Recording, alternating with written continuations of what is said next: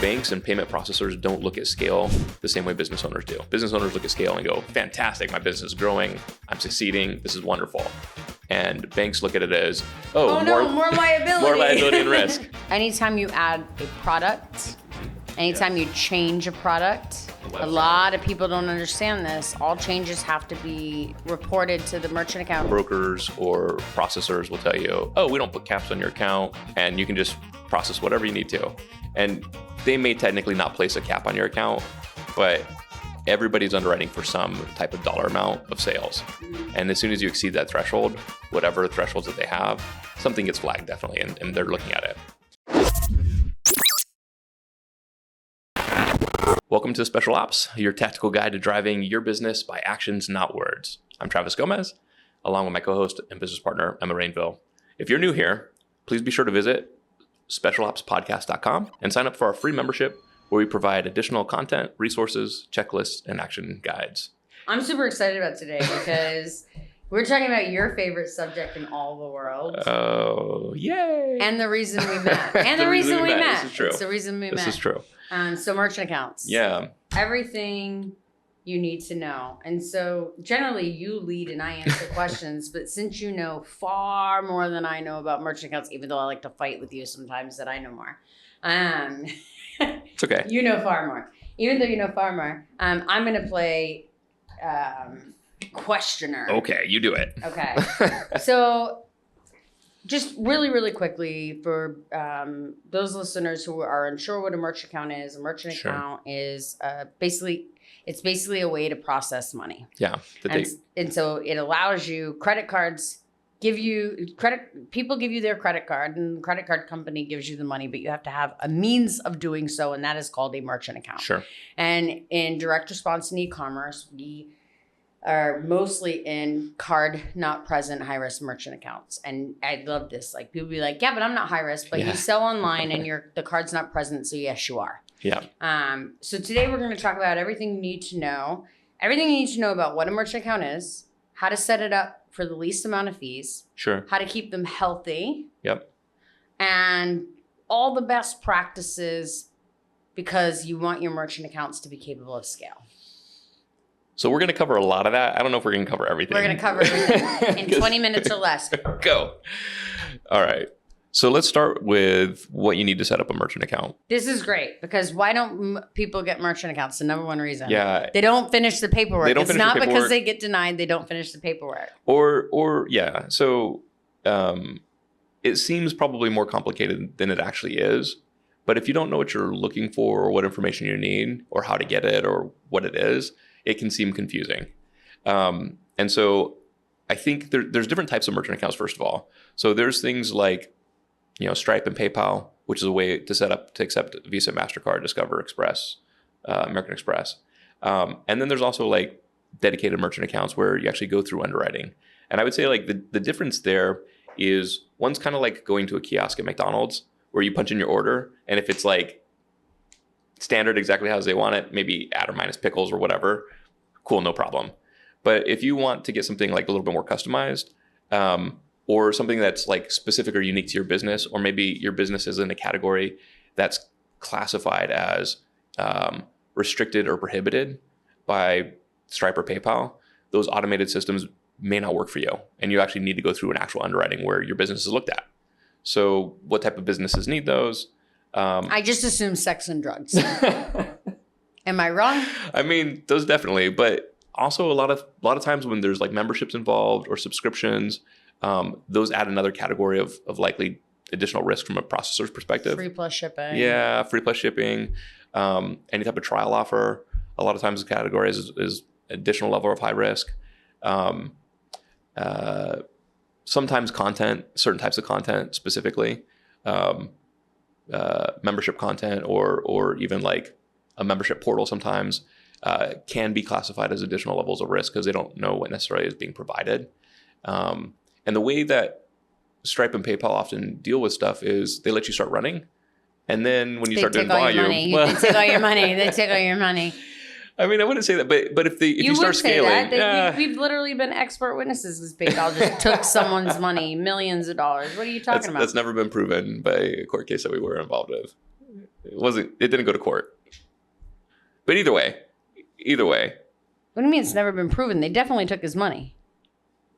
It was whether or not they were justified to take it. That's fair enough. up for. But can anyone just take millions of dollars? Only PayPal. So be careful. That was the point. All right, let's move on. But Stripe. Fair enough. I don't like PayPal. Yeah. I'm going to be honest. I don't like PayPal. Not for doing business. If you're doing small business, Right. PayPal is great. If you're doing large amounts of business, it's time to grow up and get a real merchant account. Stripe. I used to dislike Stripe, and I actually think it's pretty phenomenal. It's very cost effective. Yeah, it's it's reasonable.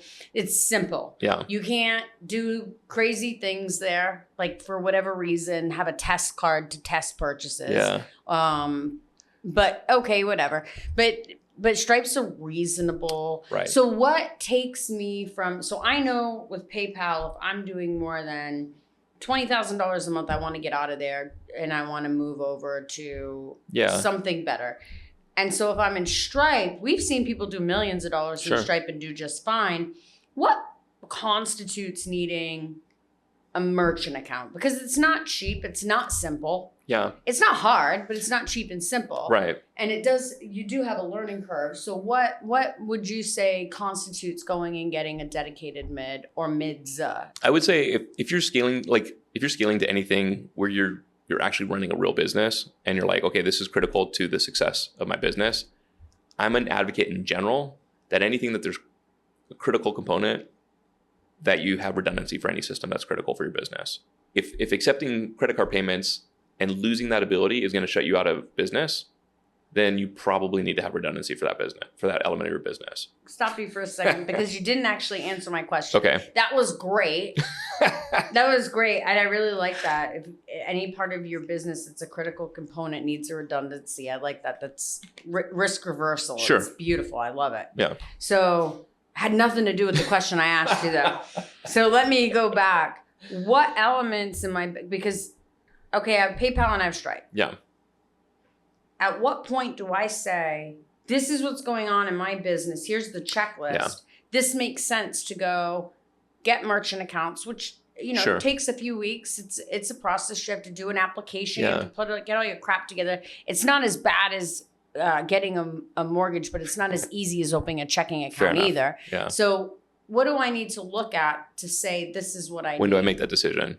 Yeah, I would say a good rule of thumb is anytime you're scaling beyond about 20 grand a month in sales is probably a good point to start looking at getting that type of redundancy in place. Is it, can businesses grow beyond that? Absolutely. We've seen it and we've worked with businesses and we work with businesses that do. But I would say in general, usually as companies begin to scale, Stripe and PayPal will put additional scrutiny on it because banks and payment processors don't look at scale the same way business owners do. Business owners look at scale and go, fantastic, my business is growing, I'm succeeding, this is wonderful. And banks look at it as, more liability. More liability and risk. Yeah. Usually at that point, that's enough volume for them to flag to review your account. It doesn't necessarily mean that anything bad is going to happen. I'm not suggesting that that's the case. However, they're not as transparent. They tend to be a little bit more opaque, so it's harder to see what's happening and why they do things. The responses that they often give are very blanket, generic type of responses because they don't really want to disclose anything. And there's reasons for that from a risk and underwriting and risk management side on their side. But that being said, it's kind of like playing a game that you don't know the rules to. Right. And if you don't know the rules, like how are you going to navigate that? How are you going to win? I remember saying that. I remember saying that. I remember saying that to you. Yeah. And so I think that at that point, it's stable enough of a business that it makes sense to at least have a conversation with somebody that is going to educate you on what's critical, what things can be risks that you don't even see or know about your business, so that you can mitigate those things properly. Right. Yeah. Do you remember when I said that to you? So you had sent me an email that I had to answer a question for a merchant account. Yeah. And I answered it very honestly. Candidly, yeah. No. I was naive. I had no idea that I shouldn't have said that. I believe I was answering an IBO question and I literally put, I'm an IBO reselling my brother's products because he's match listed. I think I said something like that. And you wrote me back, stop joking around, be serious. And I'm like, This is like, there's no playbook to this, dude. Like, I don't know anything about this. This is why you told me we were doing this. Why are we, right? So, but there's no rules. But there's loads of rules. There's lots of rules. Yeah. There's no rule book. There's no nothing rule to book, study. I want to move on, but I wanted to acknowledge that for a minute, because when you're new, you just don't know. You have no idea. Yeah. And that seemed like the stupidest thing in the world to you. Well, but you asked me to account what I was going to use the merchant account for. Yeah. And that's what I was going to use it for. Well, I'm going to use like another example that people use probably all the time. And this is probably everybody who sets up like a Stripe account is they'll set up a website. They'll start taking sales. Then they go, I'm going to change this website or a new product or whatever. And they don't update the mid. They don't update anything. And they just start processing with it. Right. And so technically from the Visa and MasterCard rules, that's transaction laundering. Right. I have this website and now I'm sending sales from this other website. Right. And I didn't tell the merchant processor. Right.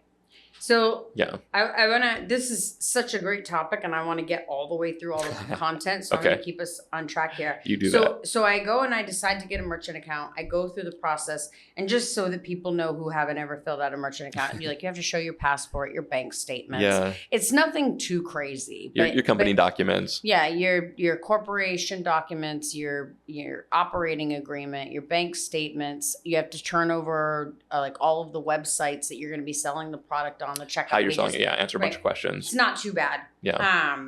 And then once you get through all of that, in a week or two, you'll have a merchant account, and then you'll apply for a couple, because Travis likes diversity, and I think most brokers do. So you'll end up. It just depends. It just depends what the strategy is. Probably with a couple. But here's what I want to know: from the moment I opened the merchant account, there was a point. I love the story. There was a point where it was January 17th. And I was very specific date. I'll never forget this day. I was up. This is the third day in a row I had been up. We went from 2 million a month to 5 million a month in 1 month. And I was at our call center in Kingston, Jamaica. And I was literally, I was dying. I was drowning in trying to, we needed 3 times the staff that we had, but we had grown so quickly. And so I was trying to create strategies to get customers handled and not get chargebacks.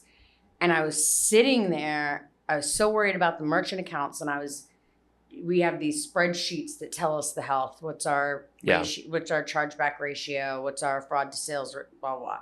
And so I'm doing that stupid spreadsheet that you have and filling it all in. And I was looking at the capacity. And I will never, my heart started racing. And I was like, we're going to hit fucking cap by the 3rd of the month. And I just called you and I was like, we need the mids to go up. And you're like, to what? And I was like, I don't know. But we were trending at, so we were on the 17th of the month, and we were trending at 5. And we kind of knew that this was going to continue on. Yeah. And so what did we go for? And I think you went for like 10 million that time. I don't remember, but either way, you made a phone call. Yeah. And it was gravy. It was no problem. Yeah. But same merchant accounts 2 years later were threatening to they were being threatened to shut down, which is why we got 2 years earlier, rather. 2 years earlier, threatened to be shut down, which is why we got called in. And so how did we go from that to here? So I just like to hear from you. Onboarded mids. Mm-hmm. Now what do I do so that when I scale, I can go from 2 to 10 million a month with the simplicity of a phone call? Yeah. So it's funny because a lot of brokers or processors will tell you, oh, we don't put caps on your account, whatever, and you can just process whatever you need to. And they may technically not place a cap on your account, but everybody's underwriting for some type of dollar amount of sales. Mm-hmm. And as soon as you exceed that threshold, whatever thresholds that they have, something gets flagged definitely, and mm-hmm. they're looking at it. I would say in that instance, what made a difference, because when we got called in originally, it was because of the mid problem, mm-hmm. which wasn't really a mid problem. I mean, it was. It was a mid problem. But it was really a customer service issue. It was a marketing and a customer service issue. Right. But I would say 2 things, there's multiple things that make the difference there. But one of them is how you handle and communicate with your merchant processor. If you actually mm-hmm. have like a real merchant account and you're proactive in your communication with them, mm-hmm. they want to know what's going on because they want to know what type of risk is happening. And a lot of people avoid talking to their agent or to the risk people because they think, oh, they're going to hold funds or they're going to freeze my account or I don't know, they're risks, so they're scary, whatever they think in their mind. Well, in fairness, yeah. If you don't understand the world, you shouldn't be calling your underwriter. That's fair. And here's why. Yeah, fair. Remember when I called the underwriter? Because you yelled at me. Remember when I called the underwriter? They were holding, I think, 20%. Yeah. And it was too much. Right. And I lost it. And I was like, you're gonna put us out of business because you're holding 20% and that's my profit margin. Yeah. And I need to pay for my products or I'm not going to be able to deliver my products. I know. And it was the first time you ever said the F word to me. I called you. I was living in Puerto Rico and I told you what I said and you went, no, you didn't do that. And I was like, yeah, like you just got to call and make sure they don't hold our money. And you were like, what you just said to them was I'm going to go out of business and you're going to be responsible for all my chargebacks. And by the way, I can't fulfill my product. Because I don't have any money. They're going to hold 30%. Yeah. You fixed it. It was 10. But you shouldn't just be calling underwriting because it seems reasonable to say, and like you're they should holding know. 20% of my money. I'm not going to have any money. This is a serious matter. Right. When all that did was set up red flags. So I'm just going to correct you there. Don't just call underwriting. Call your broker. That's what you have a broker for. That's what, if you have a good broker that you can actually talk to and that will listen to you and coach you and teach you, that is worth its weight in gold. Yeah, because on some level, like they want to know that when they have a question that you're going to answer their questions. And really what they're trying to ascertain is how much risk am I taking on here? That's always their question. So having somebody who can speak banker, essentially, interpret for you, like that's really what your broker should be able to do. If they have a good relationship with the banks and they have a good relationship with you and they understand your space, they can translate your concerns in a way that makes sense, but still communicates the urgency without freaking out anybody. Because you're right, like that, they stop. I always tell people like they stop listening when they hear I can't pay. Because as soon as they don't think you can pay, it's like, well, if we let go of anything, we're never going to get that back. And then any chargebacks that come in, if we have to close the account, all we're gonna do is take losses. And it does happen to payment processors. I was talking to a group of payment processors in the risk team at Affiliate Summit, and like 3 or 4 of them were telling me of like the 6-7 figure losses that they took just in the last several months from merchants that they were working with. So I mean, it doesn't happen all the time, but it absolutely does happen. Yeah, it does happen. Okay. So still didn't answer my question. That's okay because I sidetracked you. How do I keep it healthy? What do I do? What's an appropriate chargeback rate? What's an appropriate refund rate? And how do I keep my merchant accounts and my relationships with my banks healthy? Yeah, so basic general hasty generalizations on like healthy thresholds, because they will vary from time to time and from category and product and those kind of things. But in general, somewhere around 10% is like a healthy refund rate. Okay. In a subscription model or a trial, that may go up to 20%, depending. Sometimes a little bit higher, but if it's much higher than that, generally that has a product or fulfillment operations, some sort of issue that's happening there. And I've seen, and we've worked on campaigns where they've had either trials or very aggressive opt-in to subscriptions, where refund rates have been 15%. On the chargeback side, chargebacks or disputes are kind of viewed interchangeably, but basically chargeback is a forced refund initiated by the customer through their bank. So just definition. Visa and MasterCard set the rules on what those thresholds are. They're a little bit different, but basically it's about 1%. Visa says you can have 0.9%. MasterCard says you can have 1.5%, but the way they calculate it is a little bit different. So I don't necessarily have to go into that detail. Right. But it's a good ballpark. So under 1% chargeback. By the way, this is for merchant account brokers. This is not for operations. My thresholds are different. I'm 7 to 9% in physical products, and I'm 0.6 or less in physical products for chargebacks. And that's my goal and my insistence to my team. And that's much healthier. But those are the But what we're talking about is what you can get away with your merchant accounts. and to be fair, like there's some merchant processors that are comfortable not necessarily underwriting an account that's higher than that, But if you have an account, they're comfortable with operating at higher thresholds than that as long as they don't flag for the monitoring programs. Right. So now let's talk about the different. monitoring programs. Okay. So in order to keep your mids healthy, that's what you need to do. So there's more though, because if 1 month I'm running 30,000, next month I'm running $1 million, the next month I'm running 20,000, the next month I'm running 224,000, the next month I'm running 4,000. The merchant accounts get scared. Yeah. In addition to that, when you run high volume 1 month and low volume the next month, your refunds come in on the low volume for the high volume. Right. That makes sense. There's like these waves of right. So I brought in $200,000, but this month I only bring in $20,000. So the refunds that come in from this month here are coming in on this dollar amount. It doesn't work on an accrual basis. It's a cash basis. Right. So you can be in a lot of trouble. So it's important to keep your merchant accounts consistent or slightly growing, not these huge dips and peaks. Right. So I always think of it like so after you get a merchant account, how do you keep it healthy is kind of the question that we're tackling right now. And when it comes to that, if you can put on the lens or the glasses of like risk, because that's basically how underwriters or risk managers look at everything is through the lens of risk, right? So volatility equals risk, right? High chargebacks equals risk. High refunds equals risk. Low cash equals risk. Like if you don't have enough capital in your bank account on average to cover refunds and chargebacks, then if you go out of business, they know they're going to take a bath on that. So that's more risk. So if you have enough capital in your bank to cover refunds and chargebacks for 1 to 2 months, okay, at least you're strong enough to withstand some catastrophic issue to be able to actually have cash to issue a refund if you needed to. Makes sense. Yeah. Makes sense. Anytime you add a product, anytime you change a product, anytime an you offer, change a label to a product. Yep. A website. A lot of people don't understand this. All changes have to be reported to the merchant account. So as a broker, do you like, because you're also a broker. Well, you're kind of a broker. We're just going to call it that so people understand.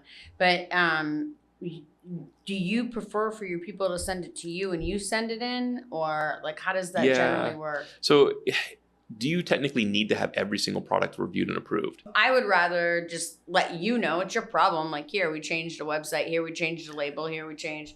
And then they can't really get salty. Well, in the easiest way to do this, because like this is again about like proactive communication with your brokers and ideally with your payment processors.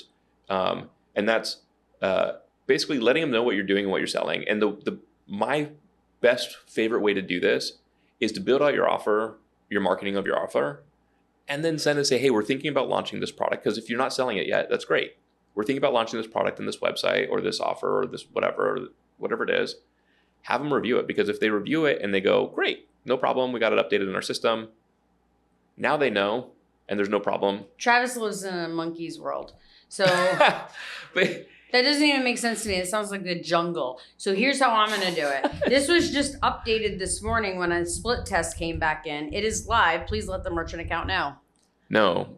That's how I do it. No. That's how I do it. Don't do it like that. I'm doing it like that. Don't do it like that. Speed of implementation is everything. Ask for forgiveness. Look, you're going to take time to launch and to build it out anyway. You're talking about a new product. I'm talking about changes to an existing product. As you change the marketing, as you change the websites, we're not waiting for you to run into underwriting. But if you're adding a new product, you're building out a new offer. If I'm adding a new product, it's going to take me 4 or 5 days. Exactly. So yes, I agree. Yeah. But if I'm changing a label or I'm changing a website, you can do your job. I'm just so sorry. But here's my point is, if you pre-vet it, they review it and give you a thumbs up, no problem, then you know you're not going to have a problem. You never have to worry about it. But if they point out, hey, you've got a countdown timer, right? You're doing deceptive marketing practices. You have it's not this deceptive ingredient. if I shut it off. I can do it if I shut it off. They will FTC. I can do it if I shut it off. I understand that, but their view of it is that when they see a countdown timer, typically the interpretation from the FTC is that is a false sense of urgency. You're wrong. As long as I shut it off. I'll tell you how the banks see it. It doesn't matter. It matters if you want to process. I promise you that the banks don't. If you shut it off and you don't allow them to buy, or the other way to do the countdown timer is to increase the price. And you're absolutely allowed to do that. And the banks and the FTC do not have a problem with it. What they have a problem with is when you have a 5-minute countdown timer. Yeah. Countdown timer, and you don't shut it off. And nothing happens. Yeah. The the timer just stops Yeah. or restarts or whatever. That's false scarcity. But if you remove their ability to buy on the page, or you can increase the price. I like increasing the price. Yeah. Or you increase the price. Or you're doing like a Father's Day special or something, whatever, it doesn't matter. But you actually have to do stop something. it. Yeah. But if you don't stop them from being able to purchase, you'd be correct. Right. But if you have a countdown timer and you stop them from buying at the end of that timer. I will say, regardless of what is legal, certain banks will interpret that regardless as deceptive. Just having a countdown timer is one of their. I feel like you could do your job and just explain it to them, and it depends on the bank. Is my point. Yeah. It depends on the bank and how they interpret it. Because ultimately, it's their risk. I haven't had a problem with that ever. Just saying. Just I feel like you could do your job. I have faith in you. You'll be able to fix it. Okay. Okay. So, all right. So what else should we cover? We're about out of time. What else should we cover for merchant accounts? So we talked about how to keep them healthy. We talked about how to get them up. There's so much that we could talk about as far as like how to set up the back end, best practices for that. And so I'd love to do that eventually, because that's probably another. It's a whole nother podcast. There's just so much into how to, from count to setting up your declines to the chargeback management, alerts, chargeback management. Don't just leave it to some chargeback company you're going to pay all kinds of money to. And then also how to run your merchant accounts in a way that is the least amount of fees. It's very, very expensive to process money in today's world, particularly with you get charged on the first transaction, then you get charged on the refund or the chargeback, then you may get a fee. And if you end up in a monitoring program, everything gets more expensive.